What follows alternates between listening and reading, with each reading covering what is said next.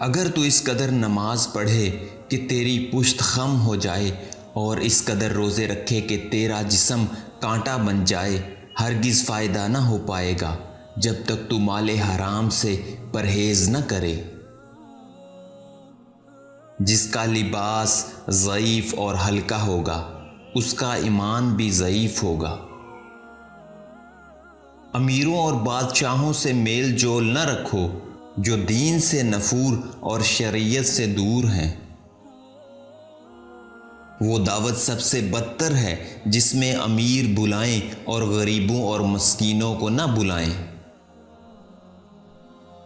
علم کا مطالعہ کرو اور وہ علم اپنے دل کے حالات جاننے کا ہے۔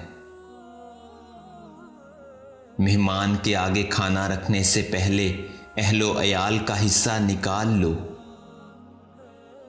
نکاح دین کا حصار ہے اور شہوت شیطان کا ہتھیار، اسی لیے نکاح اس کے شر سے بچانے والا ہے۔ عورتوں کو ضعف اور ستر سے پیدا کیا گیا ہے۔ ضعف کا علاج خاموشی اور ستر کا علاج پردہ ہے۔